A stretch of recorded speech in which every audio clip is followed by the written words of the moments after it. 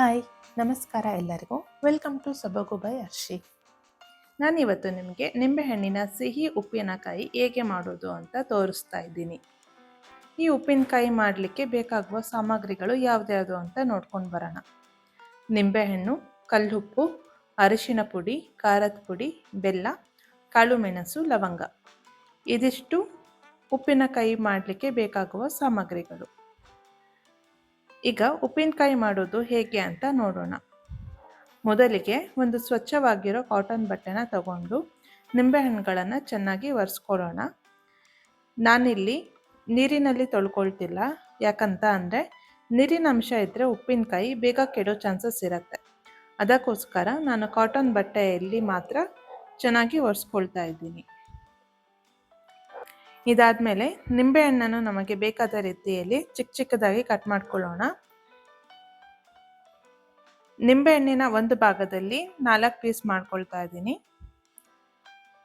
ಜೊತೆಗೇನೆ ನಿಂಬೆಹಣ್ಣಿನ ಬೀಜಗಳನ್ನು ಕೂಡ ನಾನು ಸಪ್ರೇಟ್ ಮಾಡ್ಕೊಳ್ತಾ ಇದ್ದೀನಿ. ನಿಂಬೆಹಣ್ಣಿನ ಬೀಜಗಳನ್ನು ಆದಷ್ಟು ಕೇರ್ಫುಲ್ಲಾಗಿ ಸಪ್ರೇಟ್ ಮಾಡ್ಕೊಳ್ಳಿ. ಯಾಕಂತ ಅಂದರೆ ಉಪ್ಪಿನಕಾಯಿ ಜೊತೆ ನಿಂಬೆಹಣ್ಣಿನ ಬೀಜಗಳು ಸೇರಿಕೊಂಡ್ರೆ ಉಪ್ಪಿನಕಾಯಿ ಕಹಿ ಬರೋ ಸಾಧ್ಯತೆ ಇರುತ್ತೆ.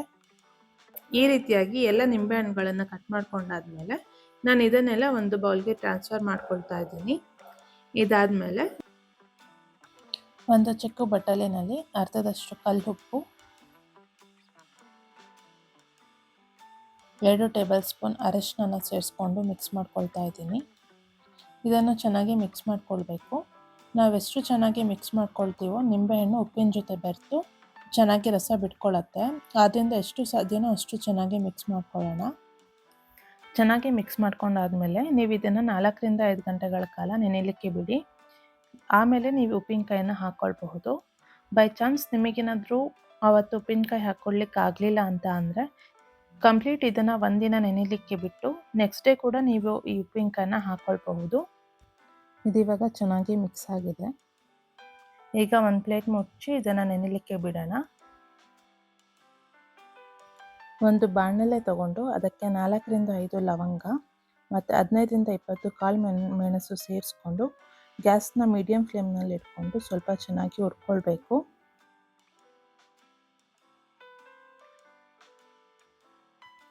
ಚೆನ್ನಾಗಿ ಹುರ್ಕೊಂಡು ಆದಮೇಲೆ ಒಂದು ಕುಟಣಿ ತಗೊಂಡು ನಾವೇನು ಹುರ್ಕೊಂಡಿರ್ತೀವಲ್ಲ ಲವಂಗ ಮತ್ತು ಕಾಳು ಮೆಣಸು ಇದನ್ನು ಚೆನ್ನಾಗಿ ಕುಟ್ಟಿ ಪುಡಿ ಮಾಡ್ಕೊಳ್ಳೋಣ.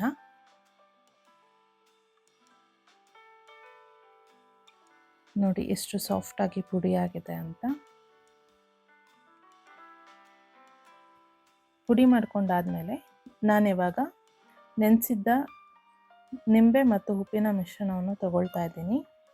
ನಾನಿಲ್ಲಿ ಇದನ್ನು ಕಂಪ್ಲೀಟಾಗಿ ಒಂದು ದಿನ ನೆನೆಯಲಿಕ್ಕೆ ಬಿಟ್ಟಿದ್ದೀನಿ. ಒಂದಿನ ಕಂಪ್ಲೀಟಾಗಿ ನೆಂದ ಮೇಲೆ ನಿಂಬೆ ಮತ್ತು ಉಪ್ಪಿನ ಮಿಶ್ರಣ ನೋಡಿ ಎಷ್ಟು ಚೆನ್ನಾಗಿ ರಸ ಬಿಟ್ಕೊಂಡಿದೆ ಅಂತ.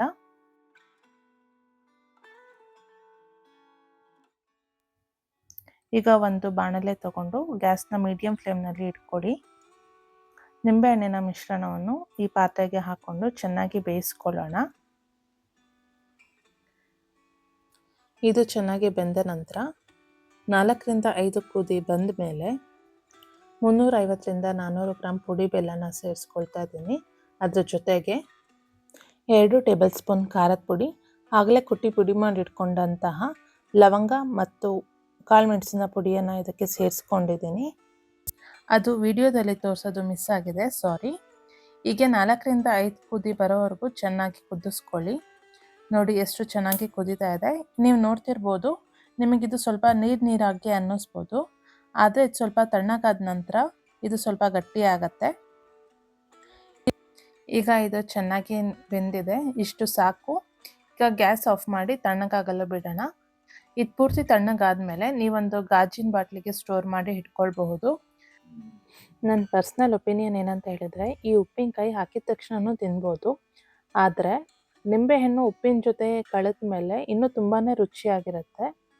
ನೀವು ಯಾರಾದರೂ ಫಸ್ಟ್ ಟೈಮ್ ಉಪ್ಪಿನಕಾಯಿ ಮಾಡಬೇಕು ಅಂತ ಟ್ರೈ ಮಾಡ್ತಾ ಇದ್ರೆ ಇದು ತುಂಬಾ ಬೆಸ್ಟ್ ಮತ್ತು ತುಂಬ ಈಸಿ ಕೂಡ ಇದೆ, ರುಚಿ ಕೂಡ ತುಂಬ ಚೆನ್ನಾಗಿರುತ್ತೆ.